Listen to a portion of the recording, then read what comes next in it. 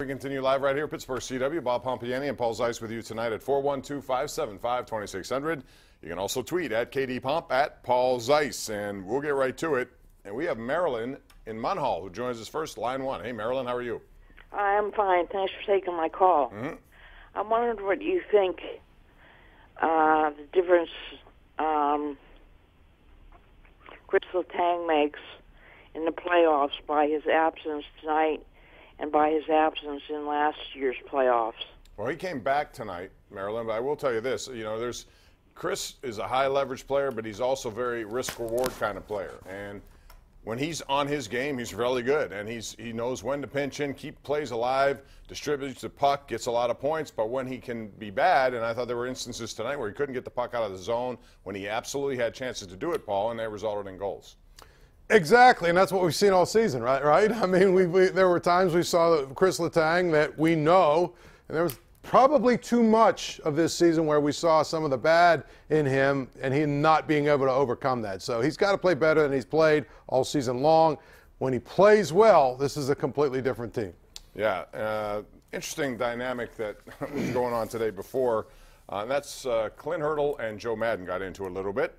By using the media to get into it. There were some home runs in the Chicago series, 4 of them by Javier Baez, and he bat flipped, which I don't think that's much of a big deal. I never did, I never will, but Clint Hurdle was clearly bothered by it and pretty much questioned his respect for the game, to which Joe Madden then questioned Hurdle's age and getting in touch with today's player, I think. What did you make of that? Yeah, I mean, I think that's what it is. I mean, obviously these two guys have a history of really not liking each other very much. And didn't Javier Baez have something with Hurdle last year or the year before? The Hurdle objected to something he did. But I think he's picking on him. But the whole point about it is, you know, Javier Baez is no different, in my mind, than Josh Harrison. So if you're going to scold Javier Baez for being a young guy that has fun and, you know, enjoys the game, scold your own guy. Scold Josh Harrison. You know, like, worry about your own team. I think Clint Hurdle. That's a good point, Paul. I think Clint Hurdle is way out of line here. Way out of line. I don't think there's any need to do it. I think it. You know, they'll remember that. It just stokes them a little bit, and there's no reason for it. And you're right. The Pirates are just as guilty of making gestures. So what? Ignore it. Unless it's a demeaning gesture, who cares? If a guy celebrates a bat flip, good. You know, what's the difference between that and that when they used to do that stupid Zoltan every time they got a double, or now they do have they have some new signal now where they do when they get a hit. I mean, it's all the same stuff. Some of these old people need to get over it. Chris, line one, Harrison City. Hey, Chris, how are you? Oh, wow. Okay, Chris, you're exciting. That's good.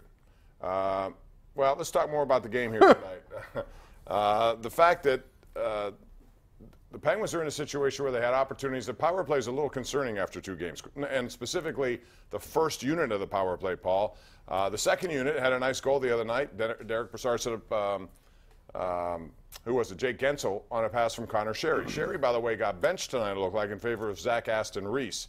So there are a lot of components to this game, but the first unit power play seems to be overpassing and not shooting enough. And when they do that, it leads to bad things. Yeah, and the Flyers were getting in the passing lanes and really trying to take that away. I thought the Penguins passed up a few really good opportunities. That being said, I think the play that Crosby missed the wide open net was a power play. So I mean, you know, if he shoots that, I mean, if he does what he usually does, then they would have had a power play goal. You know, it's just like everything else; it's cyclical a little bit. I mean, you're not going to score every time. At times, you know, you might not score. But I do agree with you; they need to shoot more and get the puck to the front of the net more than they're doing. And all the passing I can appreciate, but it's tough in the playoffs when guys are laying on the ice and diving in front of pucks and all that other stuff. You don't see so much in the regular season. Exactly. You know what I'm saying? You've got to just basically put the puck on the net and hope, you know, good things happen. Let's go to Al on line 4. Hey, Al, welcome to the Sports Call on Pittsburgh CW. How are you? Hey, Bob. Great. How you doing tonight? Good, thanks. Hey, just wondering, U.S. Open at Shinnecock, Tiger committed. He's been playing okay. How you feeling about his game? Well, out of the blue, you come out. Well, I think he'll be competitive all the way, Al. I do, you know, but I don't think, as I said before, I'm just sticking to this. I don't think he's going to win again on tour, and I say that because those 6 back surgeries do take a toll. He looks like he's doing fine, but not only. You combine that with the young people on this tour who are playing, and any one of them can jump up, as we saw this week with Patrick Reed. If it's not him, it's Spieth. If it's not him, it's Dustin Johnson. There are guys out there who are built to win now and have not grown up in the Tiger Woods era. So I think that's a big problem. I think he will win another tour event. I don't think he'll win a Master. I don't think he'll win a major, but I do think he'll win. And you know why, Bob? Because some of these tour events you go to, and there's only 2 or 3 of the other best, top players in it. The majors obviously have everybody, but those smaller events, he'll be. But he doesn't play. The thing about Tiger, he doesn't play in smaller events. Well, I mean, like the Honda, or what was the one he played, or But that's a big field. It's a big one, but if you looked at it, it was really only about 3 or 4 of the real top players. It wasn't like 10 or 12 of them. It's deeper than that. So I'm just saying, there'll be 1 or 2 of those kind of events he'll get in and maybe win. Sam, Line 5, what's up, Sam? Hi, Bob. Hi, Paul. How you doing? I'm doing well. Hey, just as an aside, it looks like Paul's lost a lot of weight. I want to compliment him on his weight loss. How much is it, Paul, if you don't mind talking publicly? 48 pounds. 48 pounds. Beautiful job. And it's all discipline. I think it's the old-fashioned way, right, Paul? Yep. What I wanted to ask about, the game tonight with the Penguins and the Flyers seemed to be a lot more physical. Mm-hmm. And as the series goes on in future series, if these games are physical, with the Penguins just being a little bit older with their superstars, do you think that'll have an impact with regards to winning the Stanley Cup? Interesting. Paul, your take on that? Yeah, I mean, it could have a cumulative effect. Although, the last few years teams have tried that approach with the Penguins and tried to wear them down and grind them and be physical with them. And, they just seem to have that second gear no matter what, even the older guys. So I think if you're going to beat the Penguins, Columbus the last few years has tried to be really physical against the Penguins, and it hasn't worked. You've got to match their speed.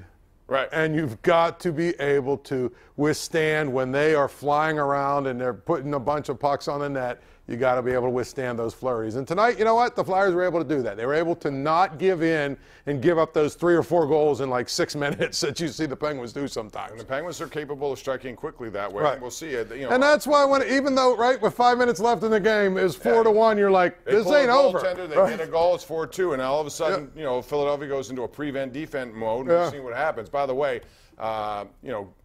I have to tell you that Ian Cole the other night in Columbus played very well. He's been nothing but sensational since they acquired him. And Ryan Reeves is another guy, although he takes sporadic shifts. He's had an influence, according to the people who follow Las Vegas. Vegas Golden That's pretty cool watching them win the other night, wasn't it? And Fleury with a shutout. He moved ahead of Ken Dryden on the all-time shutout list. What an embarrassment of riches last year to have both those goaltenders going strong. We're going to take a break, come back with more calls right here.